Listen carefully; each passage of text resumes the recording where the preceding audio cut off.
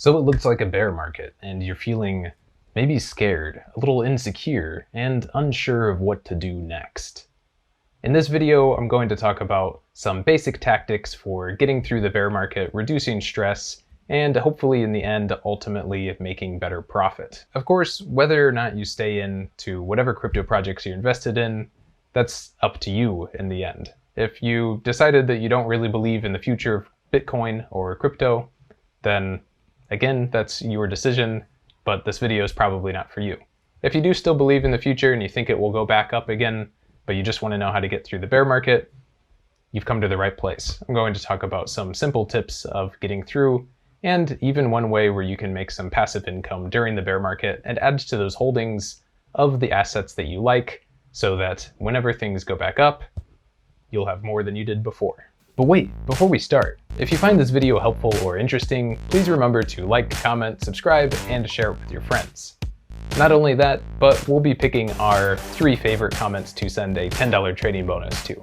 So try to comment something interesting or funny in the comments below. And we'll pick the winners, send you that trading bonus. All right, let's jump in.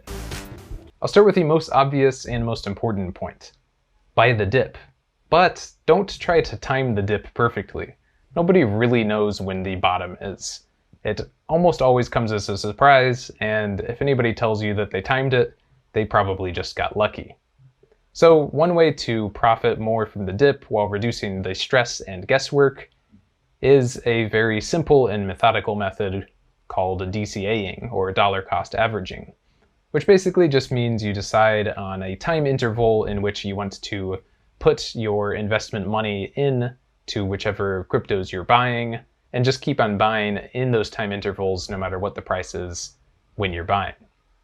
For example, if you have an extra $100 a week to spend on your crypto assets, then you could choose 5 different days a week to buy $20 of it each day, or 2 days a week to buy $50, or buy once a week at $100 each time. Again, when you're doing this, you should just ignore the price, because you don't know if it's ever going to reach that price again and totally keep going up, or if it's going to keep going down and you'll get a better price later. So this takes away the guesswork, and mathematically speaking, on average, it gets you a better overall price. But even with DCAing, there are 2 tactics to consider. Often people using DCAing as an investment tactic do it over an even longer period of time, not only during bear markets, which is a totally reasonable investment tactic, because at any time, you never know when the price in the market's going to change. So for any asset where you think in the very long-term future it's going to keep going up, DCAing can be great. But if you do want to try maximizing this dip, rather than trying to time it perfectly, you could also consider taking a little bit of what you would spend in the future and spending a little bit more of it on your DCAing while everything is down, in case it goes up pretty quickly, then you got more at a lower price. Of course, if you do this, it is more guesswork. It could keep going down for a longer time than you think, and then you already used that future money while it was not as far down as it could be. So ultimately, that's up to you. But if you're not DCAing and you're trying to time the dip, DCAing is a good option to look into. But one thing to note if you're trying to accumulate during the dip or bear market is to focus on projects that you really believe in the longevity of. So for most people in the crypto space, this will be Bitcoin at number 1, maybe Ethereum at number 2, and maybe a few others if you really believe in those as well. But it's important to remember, especially during these volatile times, there are so many crypto projects out there, and unfortunately, not all of them are going to live through it. So just because you see the price of something was really high before and now it's way lower, that doesn't necessarily mean it's a good time to buy it, because it's possible that that project is not going to make it long term. So if you're trying to play it safe, it's good to focus on the bigger, more solid projects with a long history that you really believe in, that you think will definitely make it through the dip or the bear market. And this actually brings me to my point number 2. The bear market is a good time to look into those altcoins a little bit more. As you probably know, the crypto market still tends to follow Bitcoin quite directly. Usually Bitcoin will move a little bit, and then altcoins will move a little bit more, and then a lot of the smaller projects will move even more than that. So although some of these small projects probably won't make it, the ones with a really solid plan, solid team, solid concept, this might be their time to shine. And the bear market is a good time for you to find out if they're doing so, and can be a great time to buy in. You can get some good indications on these altcoins through some very basic technical analysis, or more ideally from doing some fundamental analysis. On the technical analysis side, one thing you can do is check which altcoins have not fallen so much as the others.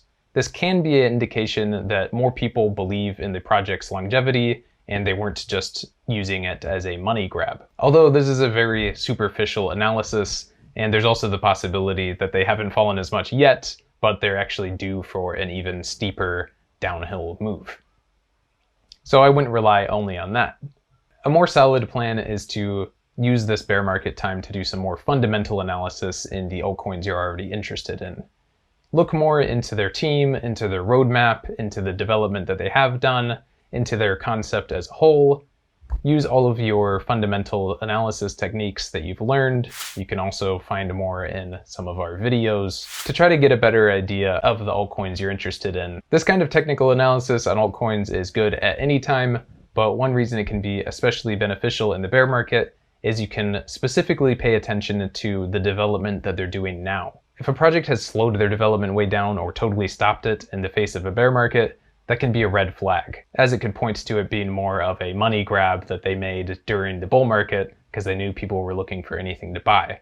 Whereas if you find a project is making the same developments that they always were, or even upping their developments, often you can take that as a good sign, because that can mean that they're working on something that they really believe in despite whatever the market conditions are currently.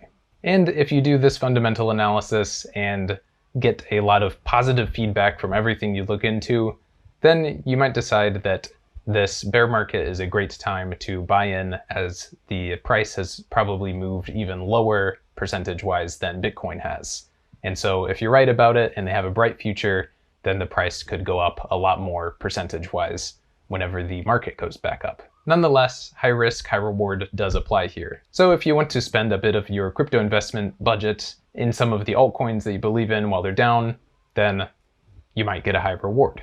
And if you are idly holding Bitcoin and some of these altcoins, you can choose to use some methods to earn passive income to add to your holdings, such as Phemex's Earn Crypto accounts, where you can transfer in Bitcoin or a number of altcoins to flexible or fixed savings accounts and earn steady guaranteed income on your savings. And finally, one of the best things you can do while the market is cooled down and you have a bit more time on your hands is to learn more.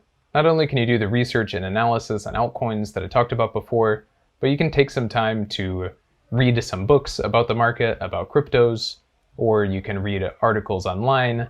You can learn more about trading, learn more about the overall market. The more knowledge you have about everything surrounding crypto and whatever projects you're interested or invested in, the better you'll be able to make smarter decisions about those investments.